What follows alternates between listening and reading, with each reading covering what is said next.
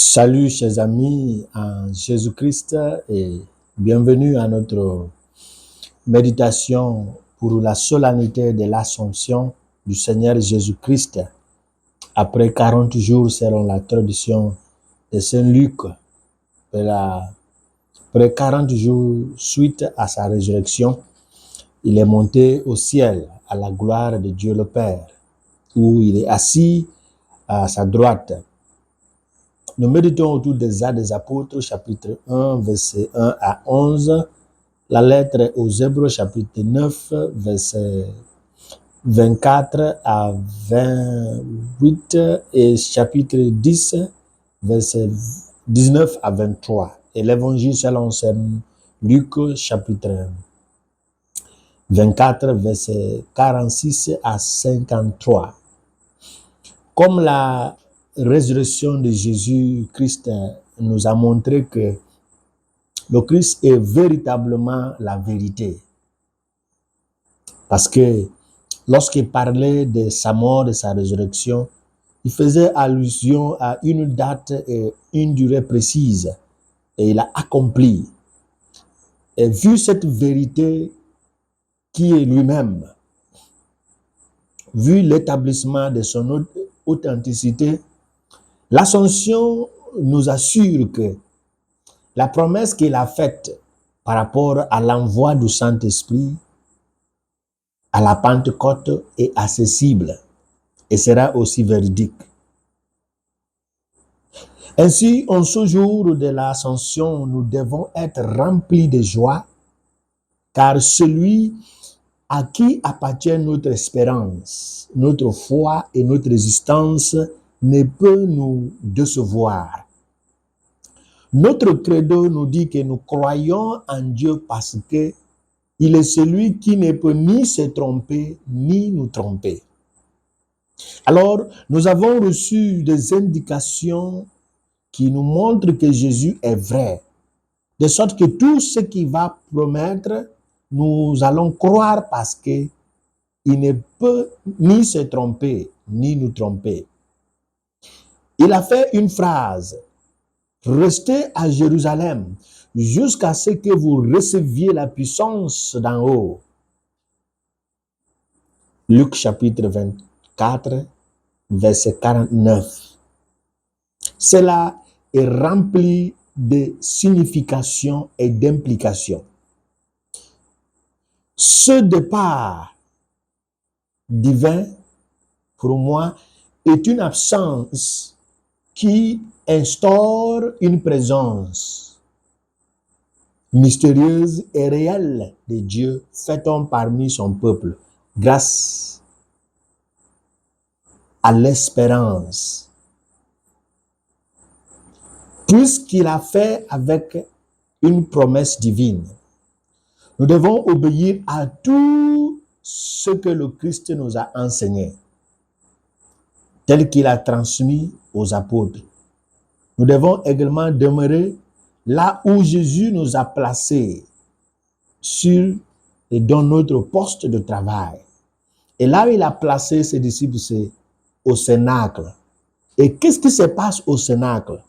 C'est un lieu de prière, c'est un lieu d'attente, c'est un lieu de regurgitation spirituelle, c'est un lieu de contemplation, d'un lieu d'oraison, un lieu de méditation autour de ce que Jésus nous a légué et ce qu'il a transmis aux apôtres. Nous devons également demeurer dans ce lieu pour contempler de notre condition de prêtres, de religieuses, ainsi que des fidèles, selon notre vocation propre à nous, sans chercher ailleurs notre joie, sans chercher ailleurs notre plaisir, sans chercher ailleurs notre réconfort.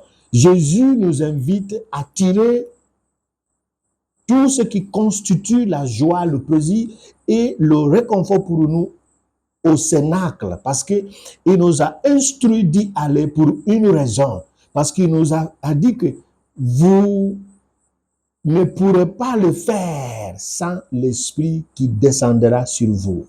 Alors restez à Jérusalem jusqu'à ce que vous receviez cette puissance d'inauguration, d'envoi à mission. d'équipement. Et c'est pourquoi nous disons que la prière, l'obéissance, l'attente, ce sont les nécessités en vue de la Pentecôte. Celui qui désire l'Esprit de Dieu, le don de Dieu, doit demeurer dans la prière, dans l'obéissance, dans l'attente, dans la contemplation autour de ce que Jésus a dit. On passe par sa parole jusqu'à sa promesse. Et c'est pour dire que jusqu'à ce que nous retenions quelque chose de lui, lorsqu'il est là, ou à travers sa parole écrite dans les Saintes Écritures, il est difficile des fois de recevoir ces dons. Il faut retenir quelque chose de lui. Si nous prenons l'exemple des gens qui n'ont pas reçu l'imposition des mains avant que l'Esprit n'arrive, selon la pastorale, le ministère des apôtres, Pierre, autres, Paul, il avait quelque chose de fondamental, la parole. Pendant que le peuple choisit, les disciples, les apôtres prêchaient, l'Esprit est descendu sur l'audience, avant même l'imposition. C'est pour dire que la parole doit avoir sa place dans notre vie pour que l'Esprit qui manifeste à travers ses dons puisse descendre.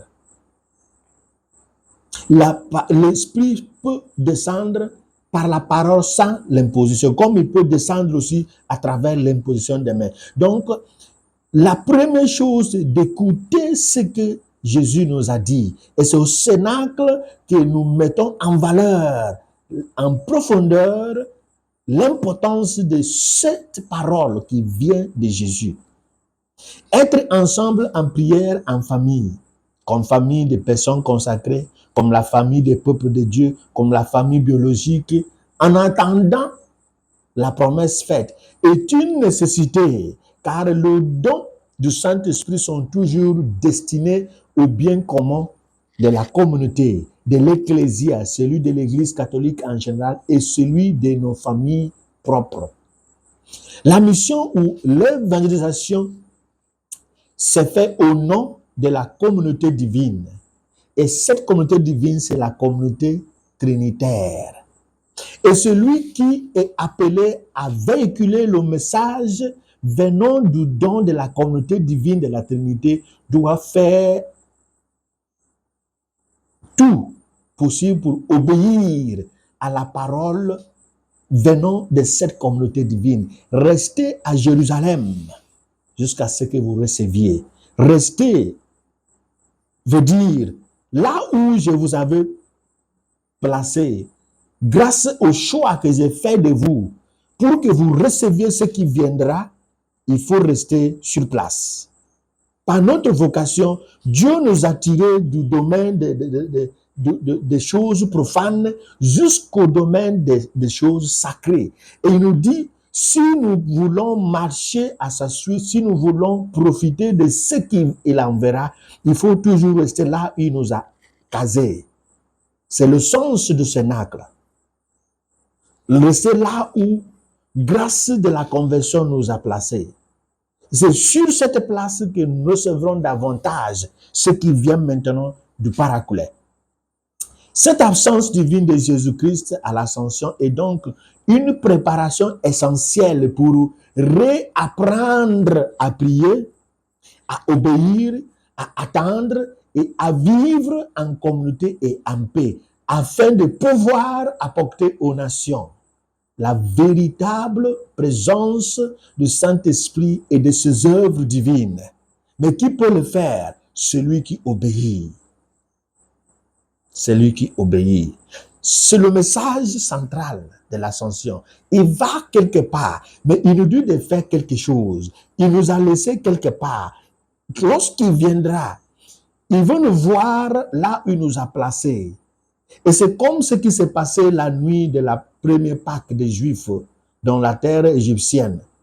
Celui qui sera dans la chambre, dans une maison, sur le portail duquel a été versé le sang de l'agneau. l'esprit au long de destruction ne l'atteindra jamais. Mais s'il y a quelqu'un qui sort de cette maison, il sera détruit. C'est une autre signification de nous dire que pour que ce don de l'esprit puisse être le nôtre, il faut rester là, Jésus nous a placés, au cénacle. Oui, l'important de faire le cénacle communal, des prédications, des prières, des exorcismes et d'autres. Mais le vrai sens du cénacle, c'est rester en prière, en attente, dans l'espérance et la foi et la charité, là où celui qui m'a sauvé m'a placé. Si vous assistez au cénacle communal, diocésain, décanal, paroissial, sans rester là où, grâce à la foi, Jésus t'a placé, c'est zéro. Cénacle, c'est rester là où je vous ai placé. Il nous a placés dans une famille, ayant des disciples et les enseignements apostoliques et la présence de la bienheureuse Vierge Marie et la phrase « restez » jusqu'à ce que vous receviez la force. Et lorsque vous recevrez, vous deviendrez mes disciples. Et cette force de disciples-là va nous projeter dans la proclamation de l'influence de celui qui m'a outillé. Et cette proclamation va commencer par ma vie qui change, ma vie qui a changé pour changer d'autres vies. Et c'est ça la vraie évangélisation grâce à la force, à la puissance de la Pentecôte. C'est pas une époque de théorie, c'est une époque de démonstration de la puissance. Et cette puissance commencera par ma vie qui a changé pour changer d'autres vies. C'est l'importance du cénacle.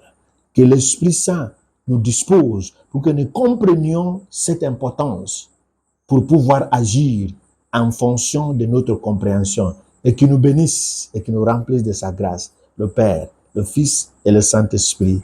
Amen.